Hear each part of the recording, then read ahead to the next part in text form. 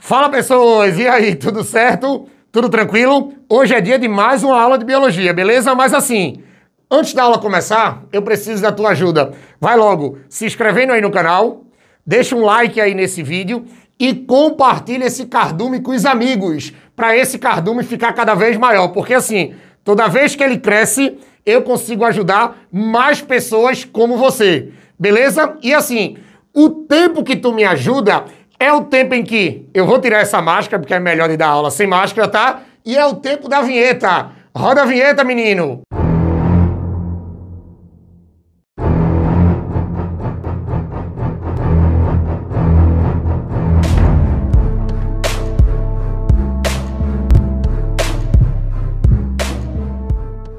Pronto, pessoas, vamos para mais uma aula de botânica aqui no Cardume. E assim, não é qualquer coisa da botânica não, tá? Hoje a gente vai falar sobre histologia vegetal. E assim, vocês sabem que quando eu falo de histologia vegetal aqui no Cardume, eu vou falar de tecidos vegetais. E olhe, como eu já disse aqui, toda vez que a gente trabalha com os tecidos vegetais, tem que lembrar que esses tecidos são divididos em dois grupos.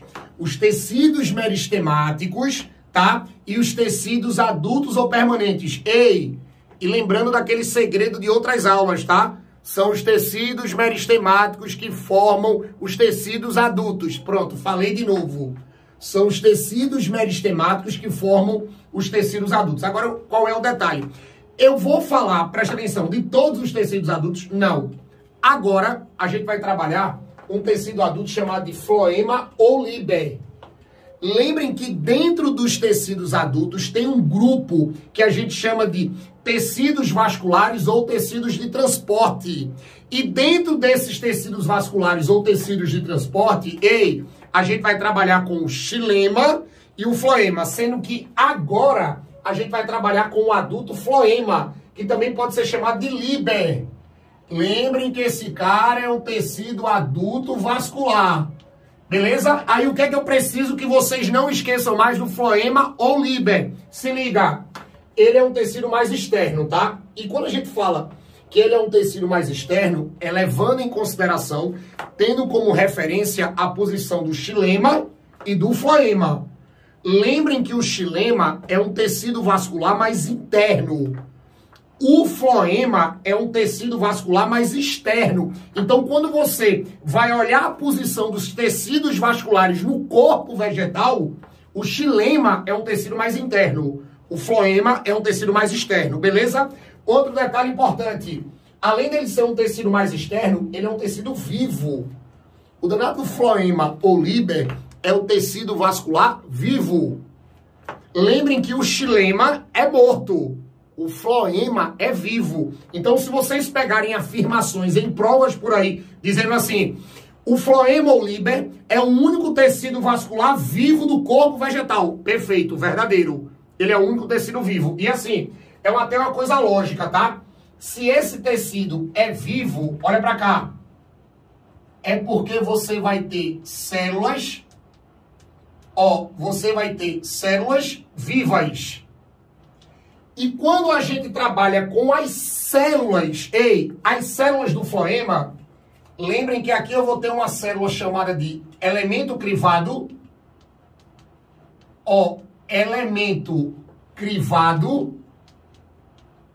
elemento crivado e outra célula chamada de célula companheira. Célula companheira. Agora, o que é que eu preciso que vocês não esqueçam mais para prova nenhuma? Olhe, é o danado do elemento crivado, que vai formar o vaso, ou forma os vasos liberianos. É esse cara aqui que vai formar os vasos liberianos. Lembrem que como isso aqui é um tecido de transporte, é um tecido vascular, então esse tecido ele é formado de vários vasos, de vários tubinhos. Esses vasos são chamados de vasos liberianos. Ou seja, são essas célulazinhas aqui que vão se juntar e formar vasos por onde as substâncias vão passar. Aí você pode dizer assim, tá, e como é que uma célula vai formar um vaso e ela não vai morrer? É aí que é a sacada. esse elemento crivado, ele só não morre por causa da danada da célula companheira. Porque vai ser assim, se liga, tá? Quando vocês pegam isso por aí, você vai ter assim, ó, um elemento crivado, ó, unido com outro elemento crivado.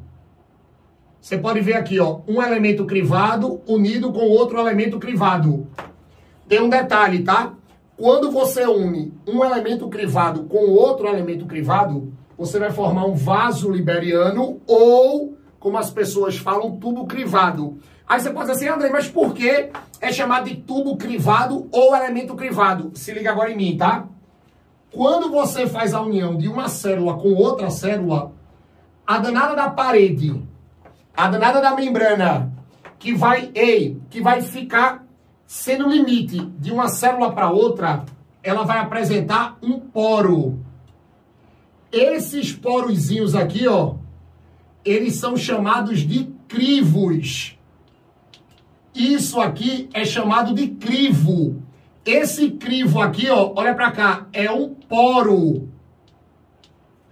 E é exatamente por esse poro, quando eu faço a união de uma célula com outra, olha para cá, que a danada da seiva, ó, ela vai descer. Ela caminha exatamente, ó, por esses poros aqui.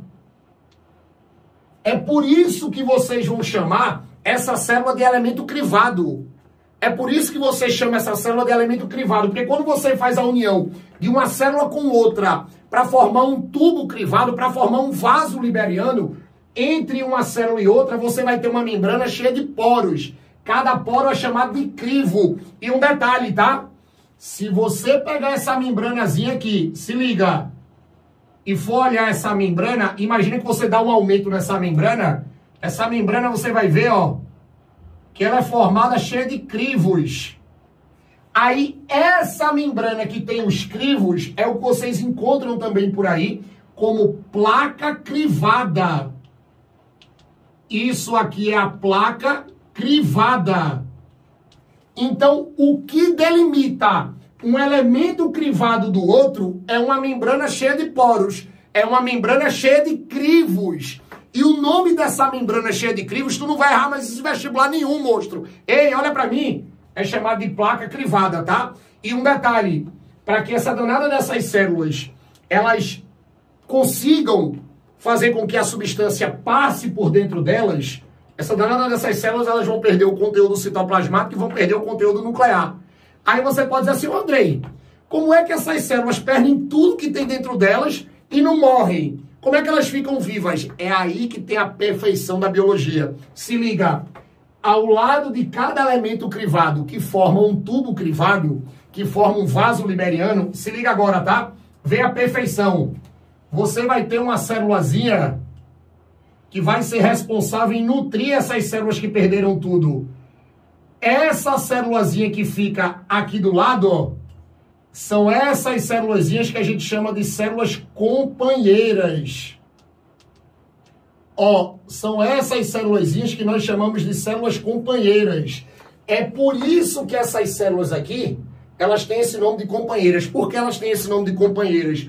Porque elas vão ficar ao lado dos elementos crivados, mandando substâncias, ó, mandando nutrientes, para que mesmo com que essas células tenham perdido tudo, elas não morram.